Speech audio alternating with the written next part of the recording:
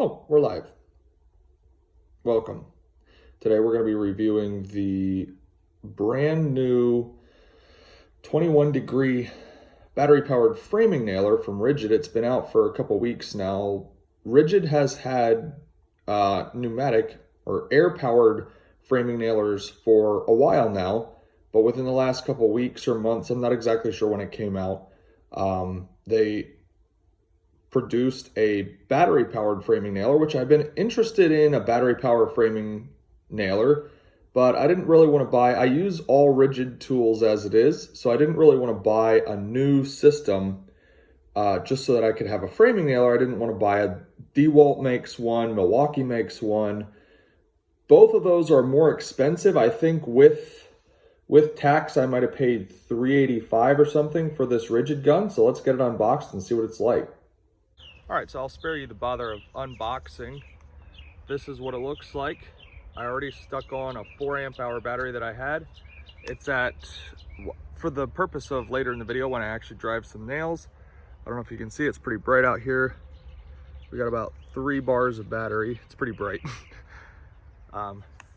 It has a rubber tip here. It's called a non-marking tip. That's so that it doesn't leave any grooves in the wood. It's supposed to be able to pop off. Yep, it does. It pops off, and then it's got sharp teeth on there. That's so when you're nailing at an angle, you can actually push the tip and it digs into the wood without sliding on the wood. If you have the non-marking tip on, it's not going to leave, these grooves aren't going to leave marks, but it's also going to be much harder to nail at an angle, which is why on all my framing nailers, I always keep the non-marking tip off. It's just not worth it in my opinion, but depends what you're doing. You might want to put that non-marking tip on. For the illustration in this video, I'm going to leave it off. That way you can just see how it works. All right, I'm going to put a strip of nails in here. I'll show you. It comes with, in the box here, it comes with something very valuable. You can see it's a belt hook. I wish more of Ridgid's tools would come with belt hooks. Some do, some don't. Most of their drills do. I don't think their multi-tool, their oscillating multi-tool comes with a drill, but it comes with the belt hook there, and it comes with a tiny screw to fasten it to the nail gun. So I'm going to put that on. Also, if you look on the back side here, it's got a rafter hook, so that when you're framing inside or framing up on a roof, you can hang it on a 2x4 or whatever. So you've got your rafter hook that just folds out of the way against your nail magazine there, and then it's out of the way for normal framing use. So we'll take these tags off. We'll put in a clip of nails, and we'll see how it fires. All right, so I've driven a few nails here already on this end, and you can see that some of them are not driven in the whole way. I will show you the 2 different options. Yeah, down in here, I don't know if you can really see this, but right in here, it's got a button that you can slide back and forth to change it from single fire to bump fire. Bump fire, you can pull the trigger and just go like this, and it fires a nail. That one, it drove, sorry, that was noisy. It drove way deep in. I set the depth pretty deep. That one drove very well. When you have it on just single fire, and you bump, nothing happens. So you have to push first, then pull the trigger, and there it fires just as deep. So with bump fire, that's why some of these nails didn't drive the whole way. You really got to kind of keep pressure on it.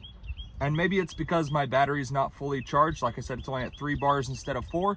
But still, if it doesn't drive it deep just because your battery's low, that's kind of annoying. So I'm going to drive a couple nails in succession here. Hopefully it's not too loud. Hopefully it doesn't mess up the audio on the video. But I'm going to drive a couple nails in succession to see how it handles the rapid firing. It says on the box that it's supposed to be able to fire 3 nails per second. Nowhere in real life are you really going to be firing that fast. So I will shoot a couple nails here, and I'll try to get them sunk as far as possible. It's also my first time well, not really. It's sort of my first time using a battery-powered nailer like this. I had tried a DeWalt before on a tiny framing job, but it might be just partly getting adjusted to using a battery nailer instead of a pneumatic nailer as well. So let me give this a whirl here and see what happens. I forgot to say this when I was filming the video, so I'll just pop back in here and I'll put this somewhere in the video. One thing that I like about this Ridgid nail gun, after firing a few nails over the DeWalt that I used, the DeWalt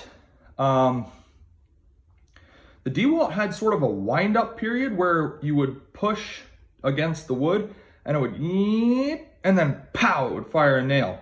And as long as you kept it wound up like that, you could continue to fire.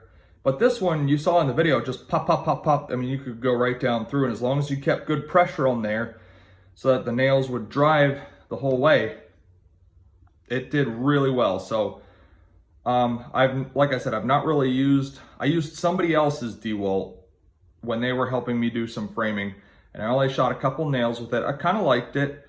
So again, I have not much on the job experience with these battery framing nailers, so I might use it on a couple jobs and make another video getting back to you on how I feel it's actually living up in the real world.